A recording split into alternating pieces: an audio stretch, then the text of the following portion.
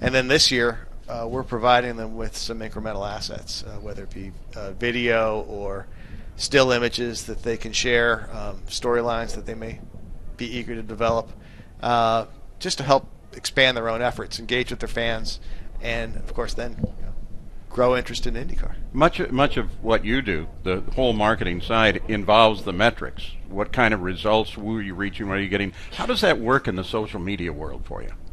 Well, it's easy to track followers. It's easy to track the level of communication in any one of those genres of social media, whether it be Twitter, Facebook, Instagram, or even YouTube views. We put a metric against each every weekend. We look at how we compare it to the prior year, and we've seen growth 30, 40, 50%, depending on which of those you're trying to make reference to. It's been a good secondary measure of fan engagement, primary being attendance and TV viewership or radio listeners. But it's moving again in the right direction, and another sign of our overall health. One last thing before we let you go. We know your day's very busy, as is your entire weekend. But there are two sides to sponsorship, and in visiting with team owners and crew chiefs and whatnot, you understand this a little better as you start doing a little more digging. When it comes to what sponsorships and motorsports can do, there is, of course, that adage that it increases visibility in a product for the consumer. However, there are also sponsorship opportunities that are more business to business. Can you explain the difference between those two? Yeah, let's take a shot at it. Okay. Business to business is typically more along the lines of using the event itself as a way of bringing people together.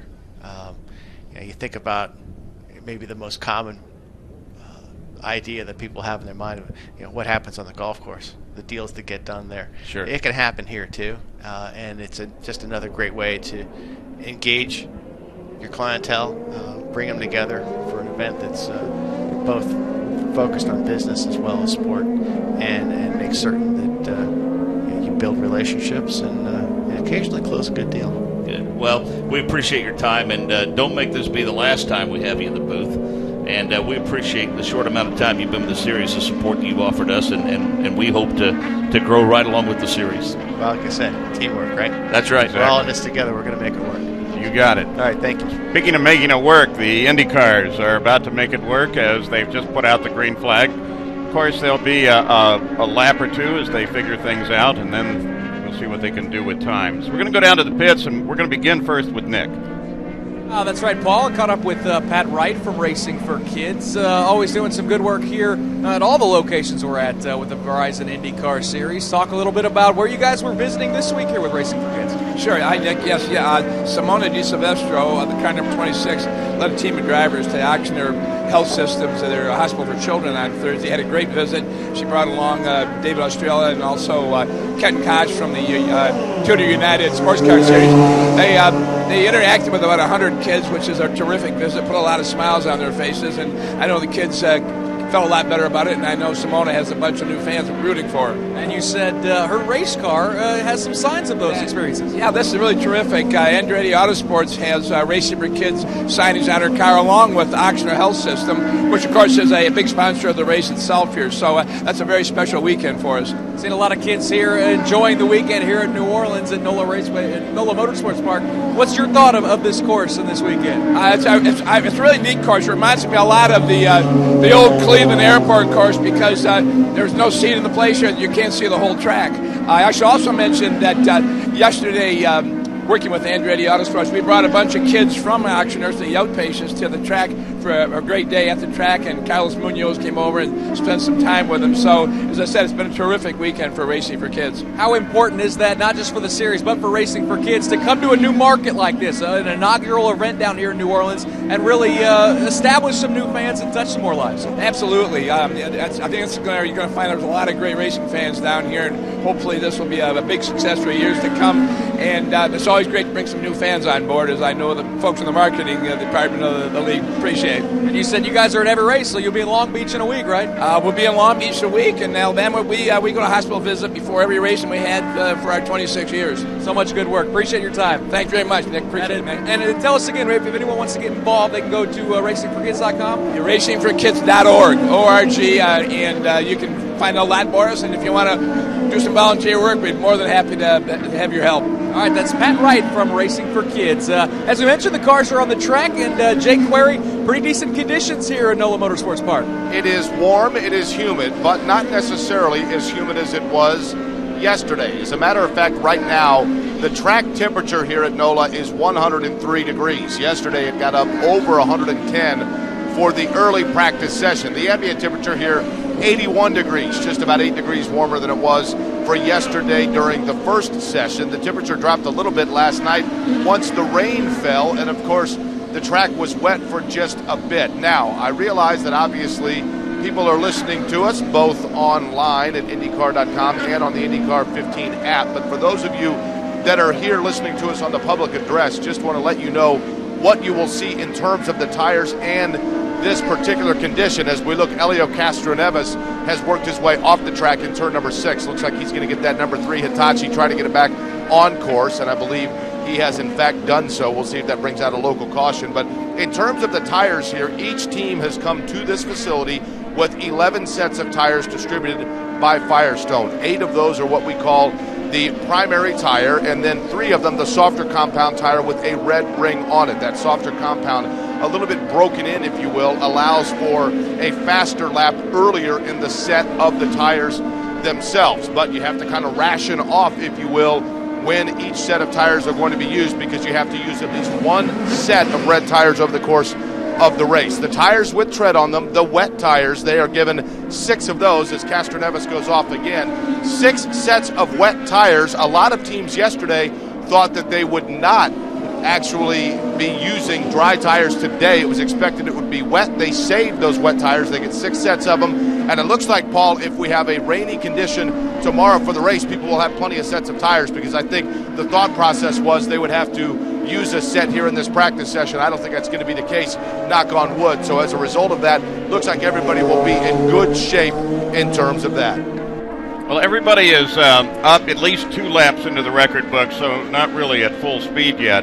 When you look at the order, it is Montoya, our most recent winner, driving for Roger Penske, who is number 1, and then the reigning Indy 500 champion, Ryan Hunter-Reay, is second quick. And Coletti, a guy that we keep looking at and keeps putting his name up there at the top, he currently sits number 3.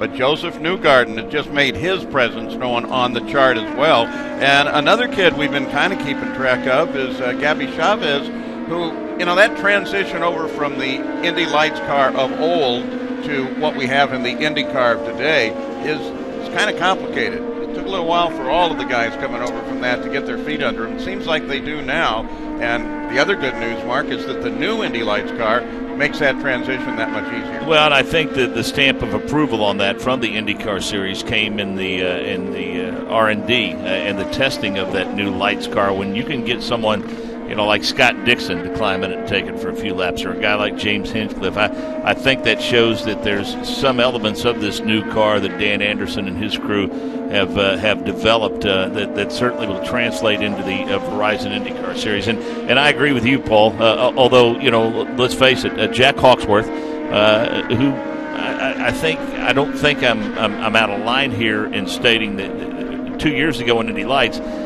Jack made a few questionable decisions as a driver. He was a bit of a head scratcher, and the announcement when it was made that Brian Herta had reached an agreement with Hawksworth for the season was a bit of a head scratcher. Well, Jack did more than quieted his critics throughout the course of the season. So, as you suggest, sometimes with the previous chassis had been around for so long, not a lot transferred other than just maybe instincts. But this new car changes all that, and it'll be interesting to see how much more quickly these young drivers get up to speed and come up to the Mazda Road to Indy Series. And if you use Jack Hawksworth as an example, his drive last year for Herta Autosports got him a ride this year with A.J. Foyt's organization, second car alongside of Takuma Sato. By the way, people asking how AJ's doing. He's doing great. He's doing so good that a week ago Friday he actually made it into Indy where they're building their new shop. Right. And spent a little bit of time in Indy at the Foyt Wine Vault. Seems appropriate, one of the better medications.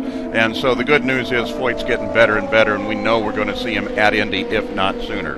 Ryan Hunter-Reay is quick, though he is in the 119s, 119.3. Yesterday, 118.8 was the quickest, and that was set by TK. Let's send you down to Nick. That's right, Paul. Always love catching up with some of the people that cover the sport, maybe even a little bit closer than I do. We're all pretty in tune. Joined by Tony DeZino from Motorsports Talk with NBC Sports. Obviously, I think a lot of people, a lot to talk about after the St. Petersburg race, certainly with the aero kits. Your initial impressions of those aero kits and certainly the changes they made here coming into NOLA and the rest of the season.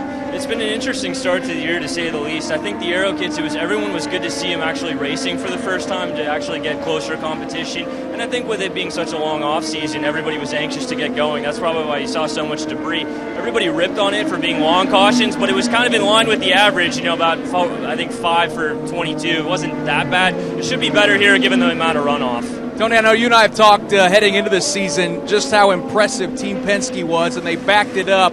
So far this weekend, though, is it encouraging, you think, to see some of these other names up at the top of the charts? It has been, and the guy that I've really been impressed with is Tony Kanaan. He's on such a hot streak compared to last year. 6 of the last 8 races, podiums. He's driving like a man possessed, reborn, essentially. I think there's been a fire lit under him, and he looks like the TK of old. I know you keep your pulse on some of the lower rungs as well, the Mazda Road to Indy. Some of these rookies, Gabby Chavez in the sport this year, Jack Hawksworth for his sophomore campaign, Sage Karam. What are your thoughts on some of these younger drivers really starting to make their mark in this series? We're really starting to see guys kind of get comfortable, and this is the first track where many of them have tested before, so they're actually comfortable with the car, comfortable with the aero kits. You saw that with Sage yesterday in practice. Gabby was even not happy, and he still wound up ninth, second quickest Honda, so it's been really good to see the young next generation step up and start to make their first impressions. All right, let us know again, where can we find your stuff, your Twitter handle? I'm at Tony DeZino. We also have an IndyCar on NBCSN Twitter account, which just relaunched, and Motorsports Talk on NBCSports.com. So qualifying later tonight. All right, appreciate it, and try not to sweat as much as I am down here. Swamp, man. Thanks, Nick. All right, that is Tony DeZino from Motorsports Talk on NBC Sports. Paul Page. Always good to hear from him. We still don't have the speeds we had yesterday, but everybody's slowly working up to it. Joseph Newgarden, though, has managed to move up number 1. He's number 1 with a 1:19.3, followed by Ryan Hunter-Reay and then Gabby Chavez, Coletti. Simon Pagnow sits in 5th. Montoya, Munoz, Rahal, Karam, and Hinchcliffe. That's the top 10. Of course, Marshall's throwing out a surface flag in the area of turn number 8, alerting the drivers that off to the driver's right, just out of the line, there's a piece of debris, so they do need to be aware of that as they make their way through that turn 8 portion of the course. Marker, yesterday you and I were talking about this turn 1. They say 1 and 10 are probably the key passing areas, and 1, it looks like the officials said, do whatever you want on the exit there now. It's a little bumpy going in. It's a lot of bumpy if you go in on the inside line, a little if you move to the outside. But then everybody is taking an extraordinarily wide exit that takes them way out across the markers and everything. Gives them a lot of speed to set up to make that left-hander coming back. But today it seems like everybody's doing that. And in fact, we saw Elio a few moments ago. Old-fashioned, old a la Jimmy Clark and stuff. He was way out there, got that thing to opposite lock, just guided it through and on around the corner. It was beautiful. Well, and I think yesterday, some penalties were assessed, and I think, they looked at the fact that the prevailing opinion was that was the fastest, safest way through that turn. And so, all bets are off at this point, and they made that adjustment, and now that's a portion of the course that they're going to be allowed to use. I think that turn 1 is going to be pretty daggone exciting when that green flag falls, and the real estate is going to be at a premium there.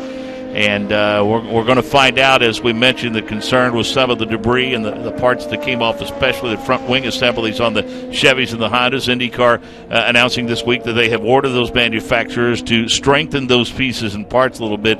I think it may get its first test when the green flag falls tomorrow. You think now? Paul. Yeah, pretty good. We have about 12 minutes complete in this session. That means there's about 32 yet to go.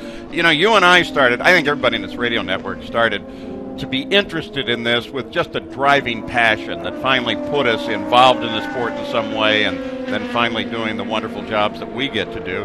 We got a guest in the booth who's pretty much the same sort of story. It's Christopher DeHarde, who is local, right from this area, and is so excited about the fact that the IndyCars are here, has a long history of his own, does a lot of writing in it as well with the New Orleans Advocate and also at motorsports.com. So, Chris, now you get to see what we do in radio. I kind of set you up with your incredible memory that you may be the future challenge to Donald Davidson. So impress me with the history of this area. First professional four-wheel motorsports event held in the greater New Orleans area since 1995. The last time we had something similar to this was the IMSA GTP sports cars downtown New Orleans at the Grand Prix de Mardi Gras. That ran for 3 years in 91, 92, and 95. Now here at NOLA Motorsports Park, the first major event that they had here professionally was the AMA Superbikes here in October of 2012. It was the season finale for that year, and they haven't, unfortunately, didn't go back since. But it's been a fantastic facility for Indy cars. Let's talk about you, your family, and your passion for this sport and the history there. Well, my father, my great-grandfather, and my grandfather started going to the 500 back in the late 40s. They were mechanics by trade. My dad started going in 1960. This year will be his 52nd, and this year will be my 20th in a row. And now you start with your very first year here. Now, let's talk about this event, this setup for this event, because you're here, you're in the community, you know what it feels like. It looks like Tony Kanaan has gotten off in one, and they've got a local yellow out for that. What has been they're going to go red flag because he's in a little bit of a precarious position. What about the local reaction here? How has it been? So far, so good. The New Orleans Advocate sponsoring the event. They have had a lot of coverage over the last few weeks. They've covered the Winterfest with myself being here for that. They've had some articles in the paper the last week and a half or so going for the event. WWL, the local CBS affiliate, has had a couple of their guys out here this weekend as well. Local reaction has been pretty good to this event. It's been pretty positive, I'd say. Okay, now we need the other side for you, because Mark James, who sits here, is a huge party guy. So yeah, we need. Nick and Jake found that out last night. Sure, but give us some of the places for the IndyCar guys. Where do you want to go? Where do you want to see? What are the offbeat places? Well, so of course, New Orleans, one of the big things that we're known for is our food. We do have several different restaurants, not only in New Orleans but in the surrounding areas. Like Drago's, Emerald's, other various seafood places around the area. Café du Monde, of course, they actually have a booth out here with the French donuts, the beignets are called. It's a lot of different other places to go as well. We got the World War II Museum here. We've got a lot of other cool little places around here. The New Orleans Museum of Art. There's a lot of very nice places to go here, not just for the racing fans, but for everybody else as well. Keep one of my favorite shows no longer on anymore. It was an HBO called Treme, and there we got to learn a bit about the whole social atmosphere of New Orleans, the second line, things like that. Tell me what a second line is and what some of the music aspects Well, so they play a few things, like when the Saints go marching in. Sometimes they have the jazz funerals where they celebrate their lives. They have the umbrellas and everything like that. Of course, very popular after the Saints games when they do win. Very, very much an upbeat atmosphere. You know, whenever they have the jazz funeral, they always have the second line to celebrate their lives and things like that. It's just a little bit of kind of one of the things that makes New Orleans such a great city for someone to go to, that they're not looking to experience something that they usually do. Well, Chris, thank you very much for joining us here and giving us a little travel. Hopefully we'll get you back at some time in the near future. I'm always ready and willing. All right, perfect. Thanks a lot. Thanks, Chris. Good job. You. So they have the red flag out. It was put out because Tony Kanaan got off in one, and that's the area that, of course, is getting more and more and more of our attention as things go on, and no doubt will. And there have been some changes. In just a moment, hopefully we'll have the opportunity for Derek Walker, who, of course, the responsibility of keeping all this thing functional lies in his hands. And so, Derek, I'm going to hand you a headset, and after of the car to make sure that everything was A-OK, and it appears as though that is the case. They are, as they usually do, taking a look now. It looks like the arm in the rear of the machine to see if the balance got thrown off by that number 10, but I think everything's going to be okay. They're adjusting the springs and everything got loose, but fortunately I think that number 10 machine is going to survive any sort of both cosmetic and, of course, more importantly, structural damage. So I would say it won't be long before we see Tony Kanaan back out onto this course. Thanks, Jake Query. You know, I'm not even sure how this guy has figured out how to do this, but Derek Walker is in charge of the whole operational side of the IndyCar. Of course, vast experience as a team manager, as a mechanic back through Penske and further, had his own team, and it's just like the perfect guy to do the job that he has to do, which is grab the whip and in some way keep all of this in order. We were talking earlier about how many balls are in the air and how many moving parts. Good to have you with us. Let's talk this race, though. Brand new race, brand new circuit, a lot of good people working, but how difficult is it, Derek? Well, you know, new tracks, because they are new, are always a lot more work. But I'd have to say the folks here in New Orleans have just wanted it so badly to do well and to make it right that, going through all of the what needs to be done, what will it be like, how will it make better racing, all that process has been meaningful. And I think you look at the product now for the first event, it looks a great racetrack. They've prepared it well, and we just hope all the fans here in New Orleans come out, because they deserve to give them the support here, because they've done such a good job. One thing that we've been looking at throughout the practice is that turn one complex. The right-hander brings them back to two. I suspect that was the subject of a number of conversations. Where is that now? Yeah, we had probably a good number of conversations on that one.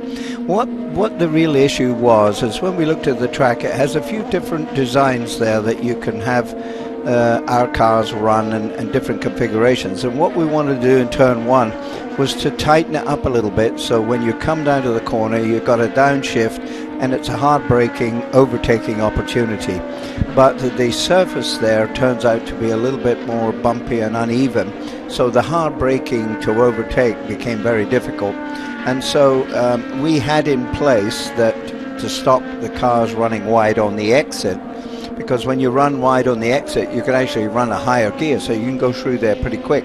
So overtaking was not going to happen. So we tightened it up, and we hope they'd be able to brake on that bumps. But the bumps are a little bit too much for the hard braking, overtaking. So we've opened up and said, okay, run wherever you like.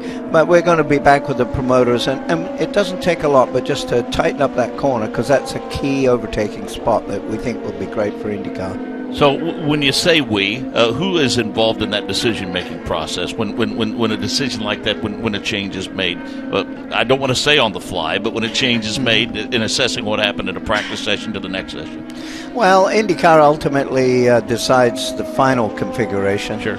And obviously we have talked to the track and had a lot of discussions about how to make it better in a lot more areas than just one. And we thought we had the solution there. Time ran out and the track didn't get ground in turn one. So we couldn't get the braking we needed, so we had to back up from there and then open it up. So we'll have to come back to that later. But ultimately it's IndyCar, but we work closely with the promoter because, it's a joint venture in a way. We're all in it together. And all we want for both parties, we want the race to be a success and the fans enjoy it. It sounds to me like this is a venue who, when you come seeking answers to a question, they seem so receptive to the point, Derek, that it's almost, hey, what do you need us to do, and we'll do it. Yeah, very much so. And I think what a lot of people don't realize is when you look at this facility, for what they've done here, I'm not going to even guess what they've put in it financially. And so when you see that kind of investment, you see a promoter who really wants to make a success. So we support them every bit of the way, and I think they've done a hell of a job here. IndyCar in general did a remarkable thing over the winter. They came up with the entirely new aero kit designs, two different, one for Chevrolet, one for Honda. Will Phillips, Tino Belli obviously burned a lot of midnight oil to come up with that. And it's truly remarkable to go from a plain piece of paper to come up with a part that finally the teams got. Everything really seemed to go together quite well. But then we got to St. Pete, and we saw a little more contact with Sebastian Bourdais saying, you guys need to learn not to hit stuff. It might make this work a little bit better. But what since then have you done? I know there's been some enhancements to the different parts, some strengthening. Well, to Paul, to answer that, let me if I may take a little bit of time to explain the process. What we said to the manufacturers, these areas of the car, there's an imaginary box in like 3 or 4, 5 different places. You can design whatever you like as long as it fits in that imaginary dimensional box. So until the manufacturers turned up with all their kits, we didn't know what they'd come up with, and there's different variations. And they've taken it to the next step and increased the downforce quite a bit. But in the process of doing that, it's a lot more fragile than what it was. And you know, you want the performance, you want the individuality of the Chevy versus a Honda, but clearly as a driver you've got to realize that stuff you've got in the front, when it works and when it's still there, is giving you a heck of a benefit, so you better protect it. And the drivers, unfortunately it was a street race, they came out, and typically at the first street race these drivers sort of come out of the winter like, you know, gangbusters, and there seemed to be a bit more aggression than was necessary. However, when you looked at the incidents and the amount of parts that dropped off or were knocked off, you can't just say, well, that's okay, you drivers have got to drive it better. You've got to say to the drivers, you've got to think about this, guys, because it's really hurting you, hurting the show, and the fans, what do they want to watch all these yellows for? So we also talked to the manufacturers and said we need to find a little bit more rigidity or stiffness in some of these parts so they don't knock off every time, you know, have a little bit of an incident. Last year we were spoiled. The Dallara built quite a strong package, and when you don't have competition you can afford to do that, but when you get competition you've got weight and you've got downforce, and that means you've got a lot more complicated piece this year. But we've beefed it up for here. We asked the manufacturers to give us their recommendations of what they do, and Honda had a few more than Chevy, and they got on the gas, and you know, it was a holiday weekend, a day we remember not that long ago, but they were flat out, and they've got every car now with some stiffening pieces onto their aero kits that hopefully time will tell, but it proves that they're not quite so easy to drop off when somebody looks at them real serious in the corner. I had suggested to Paul that I don't know that maybe just by the difference in the style because of the course itself, Derek, I quizzed as to whether or not this would be a true test of that, or next week at Long Beach would be a true test. Oh, I think Long Beach. I think you know the answer to that one. That's exactly right. Yeah.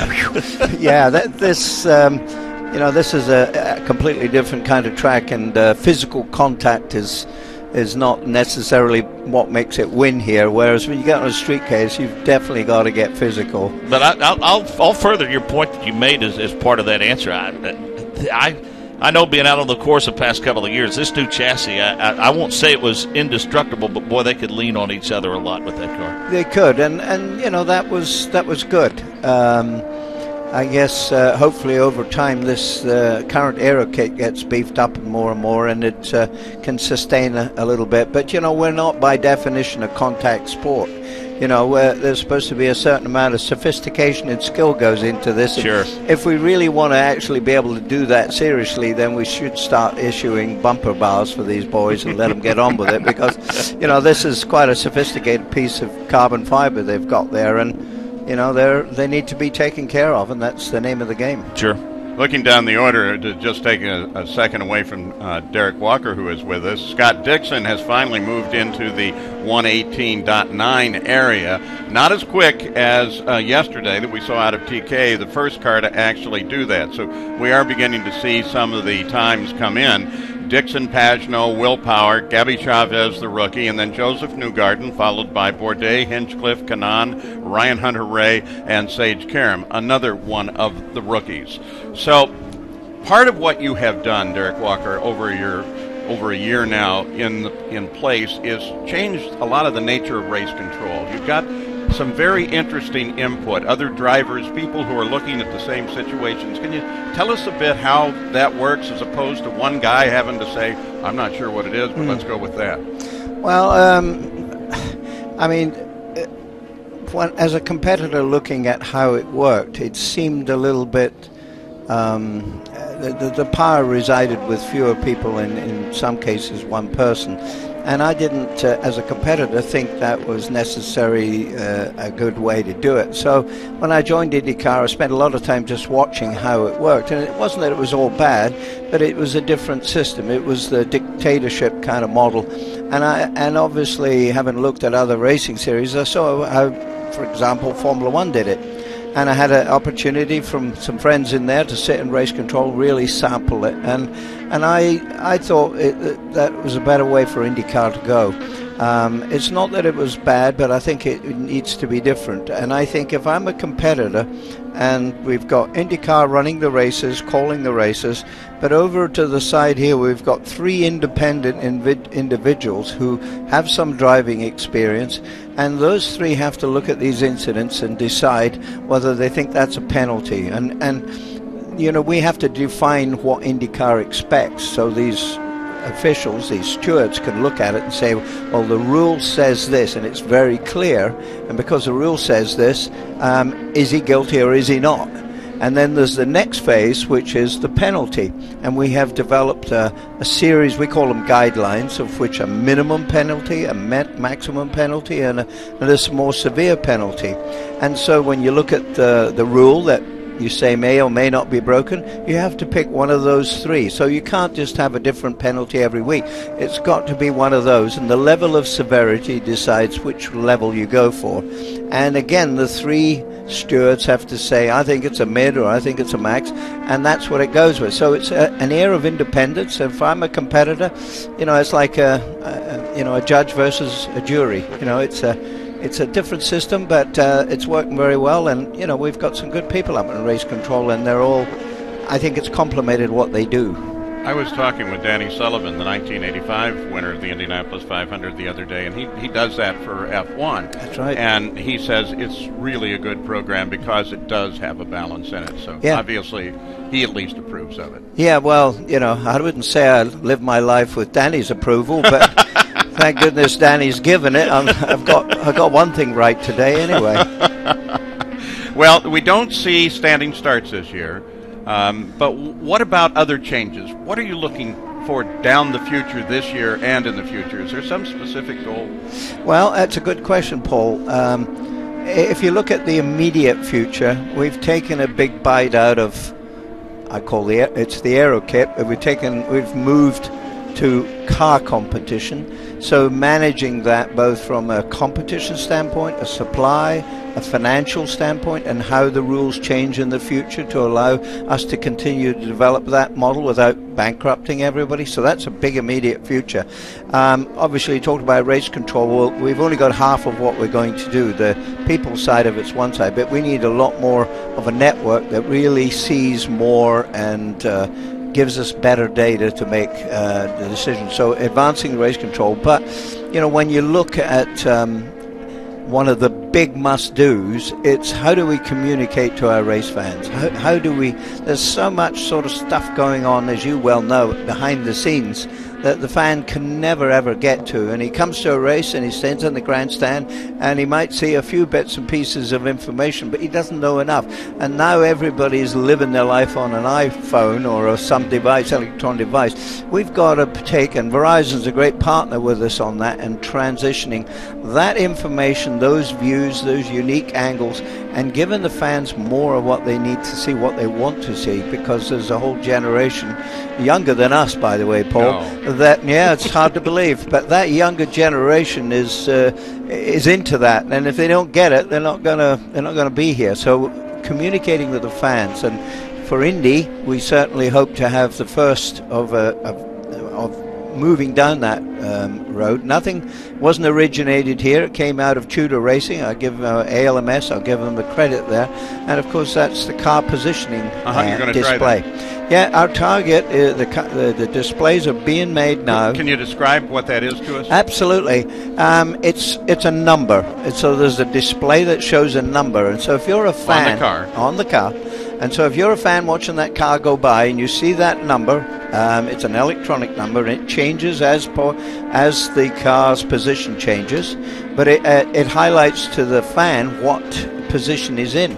And you, of course, watching the Indy 500 or commentating in the Indy 500, you know, if you don't have this flat screen to tell you exactly who comes out of the pits and who they are and where they are, you're lost. You're waiting until that timing gets updated. Well, the fans will be able to see that, and the minute the car changes a position, that number will change, and so the fans can say, okay, now he came out of the pits and he's now 5th. So he went up or he went down or whatever. So it's just the first step. And the addition to that we think we'll be able to do soon. But if somebody's pressing a push to pass, if that number is, highlighted in a different way, so now the fans are looking at it and say, oh, look, he's on the push to pass. Oh, the other guy's doing it too. So it just gives them a bit more insight what's going on. So communication with the fans and opening up what we've got to give them an insight of what racing's really all about nowadays. That sounds like a great idea of coming from a turn announcer who's out on the course that doesn't always have he time never for knows scoring who they are. available. That'll come in very handy, Derek. Yeah. Well, and that is, as radio has evolved, back from when I first originally worked in it, we were just a bunch of stations and we did a race. And now IndyCar Radio of today with the IMS Radio Network, we're on all these different platforms on the internet. We're global. Absolutely. We're on XM and Sirius satellite radio, and everything we can do to get the information out, and maybe critical, the most important of those at times like this is that Verizon app, because we're there as well. Verizon has huge potential, and they're developing their multitask system with NFL and IndyCar. So we're right there with them, and we just can't get there quick enough. And they're a key element of our future, communication with the fans. Derek Walker, can't tell you how great it is to have you come in, spend some time. We know you're busy, know you're tied up. Mark's got one more play. Watch it, because before we let you go, puts the stinger in at the tricky end. question. We're on the internet, Derek, so it's okay to use 4-letter words. I want to ask you about the decision-making process. Let's face it, the forecast is not a lot to be optimistic about. So, from a safety standpoint, how do you assess when it is? I know we've got a lot of rain tires here. Firestone brings a great product, but how will you make that determination? Well, when you look at what happened yesterday, obviously that no man could ever race in those torrential conditions. Sure. And there was lightning in the air, so we have to think of the fans and the TV guys and everybody that's out there in the infield. They need to be protected. So that would certainly be an easy decision. But when you look at the racetrack, there's a couple of areas where it puddles, so there's like in the corners where the water builds up. Sure. And if it's not too severe, the drivers will drive around it. But if it's really quite large puddle, then when you get in that, I don't care what rain tires you got, you're going to aquaplane. And at these speeds, it's pretty critical. So we would probably look at dressing those couple of areas. There's not many, and then let them have at it. In fact, we made an attempt yesterday to drive the track out a bit because it looked like it was, too much water. Sure. And we got hell from the drivers. They were beating the hell out of us later in the day, saying, let it stay wet because it's probably going to be a wet race. We want to practice. And usually you sort of have to, give them a bribe to get them out there in the rain. But they realized this might be a wet race and we need to learn. I think we're okay. If it gets a bit of a rain, it'll be a more interesting race, I think, arguably.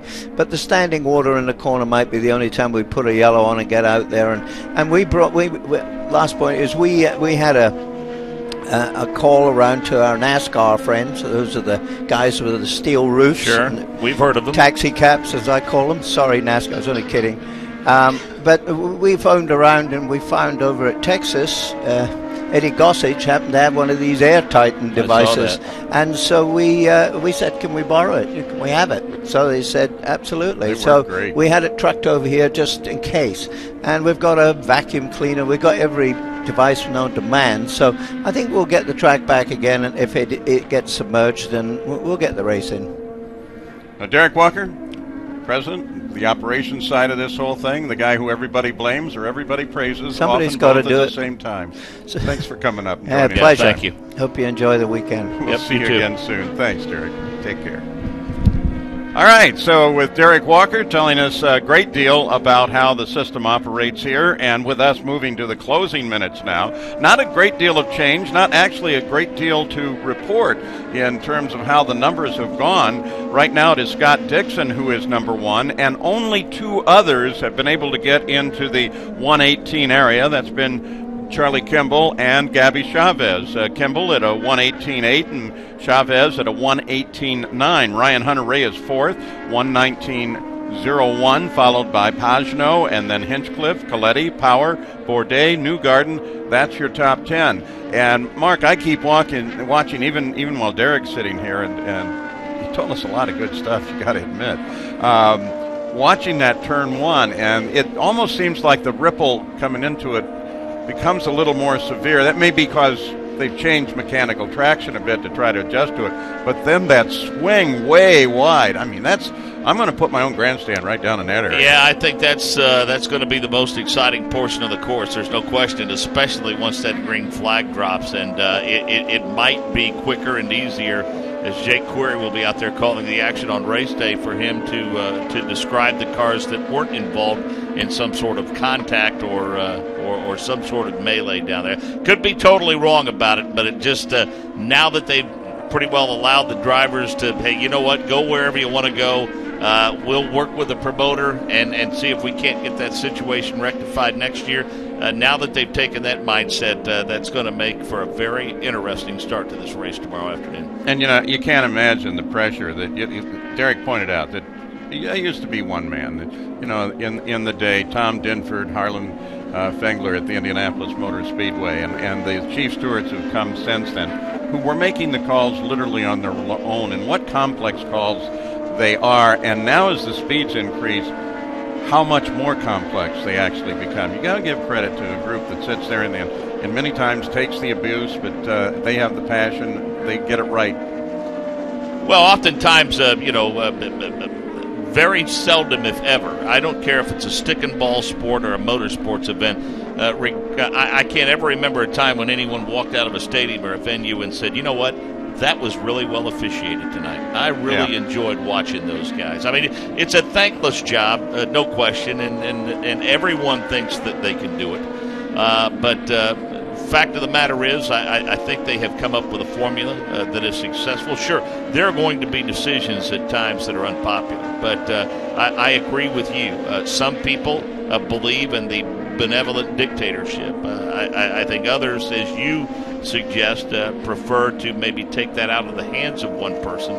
And why not use the technology that a partner like Verizon is now providing to the series. Well, and the different mental approaches. A driver sees it differently than a corner worker, et cetera, et cetera. And by the way, I was raised by an American League Baseball umpire, Harry Geisel, who would always say, I'm always the dumbest man in the park. I don't know why, but officials put up with it. The most important thing, though, I think, Paul, above everything else, is consistency. Yeah. I think that is a must, and I think that more than anything else will quiet the critics, no matter the sport, when it comes to officiating. We have to give a shout out too, because you don't put an event, a road course event, on like this without a lot of help, especially in the corner workers. And got a lot of SCCA workers who have come over from Houston and down from Atlanta to augment the local SCCA region to make these corner stations all work. And they're out there.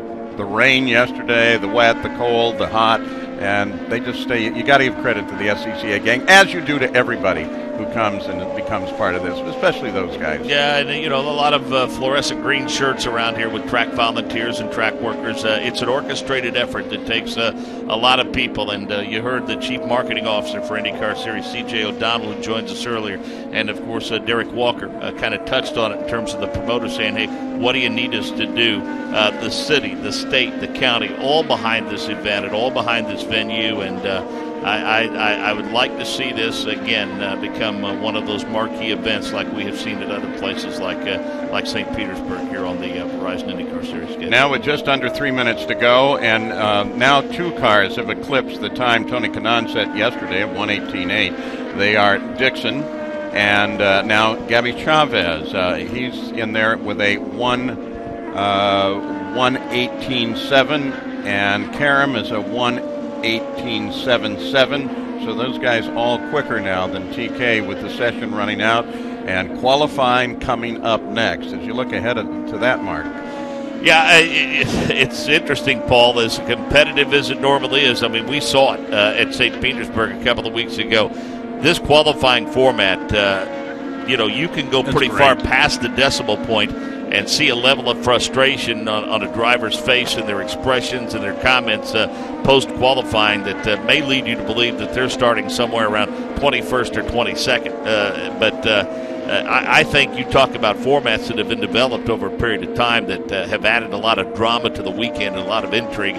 I think it's an outstanding qualifying format, and I think it's spot on, and it's always an exciting time over the course of the weekend to watch that unfold. Well, and for those of you, especially here in the New Orleans area, may not be familiar with that, we're going to start out, it's a 24-car field. We divide that in half, 2 groups of 12, and then they go out and run, and the quickest 6 out of each combine for a single group of 12 now. And they go out and run again. And out of that, we pull 6. We call that the Fast 6, and then from that group, we determine who is going to be the pole sitter. James Henchcliffe in turn 6 just got it spun around. Wait to see if he can get it going. We're running into the final seconds, though, 1:10 left to go in the session. At 6, by the way, that complex, they're going to go red flag on it. That complex kind of interesting because to narrow that corner, they put a bunch of cones out across the track to push the cars further out. Now, they tried that years ago, not IndyCar, but then CART tried that at the airport at Cleveland for the first turn because they were having trouble with the starts. And those cones lasted from the green flag for maybe 6 seconds until they actually got there. Yeah, we'll see how much use is done down there tomorrow. We've seen those alterations made with cones in the past in different places, Paul, and they typically are no match for an IndyCar. And if you do, by the way, it's red and checkered that they're putting out now, so the session is over. A lot of people who have a little bit of history in the sport are making a very favorable comparison of this circuit to the old Burke Lakefront Airport in Cleveland. And the advantage being that almost anywhere you sit, you can see the entire racetrack. It may be a distance. You might need to be careful to bring your extra pair of binoculars, but it's a pretty good place to get a view of everything. Huge benefit for the fans, and no matter where you sit in the grandstands, if you can't see all of it, you can certainly see a fair portion of it, and a lot of the grandstands up near the main area, the paddock and whatnot, Paul, let's face it, you're going to get a lot of action, not only on pit road, but you're also going to get a lot of action of some of the fastest portions of the race course. So the layout, I think, in terms of fan enjoyment is just absolutely tremendous. And the only we're all going to do the rain dances, keep our collective fingers crossed that we get that 2.5 hour, 3 hour dry window tomorrow afternoon so these drivers can put on a great show for these loyal and dedicated fans. Great crowd here today. Great crowd here today, Paul, after a really good crowd yesterday. Yeah, and they stuck around, which was what tonight every time you have rain. There also, by the way, is a great go-karting track here that is very, very active. And Wally Levitt, who is our general manager of the IMS Radio Network, brought in a map of what the future may in fact be. And they may actually take the current course and mirror it. So they have 2 entirely different courses, and then put condominiums in. Now that's been very successful. Outside of Salt Lake City at Tooele, they have the same kind of track, and I think Wilson, who designed this track, was part of that. And they have one down south of Pennsylvania, same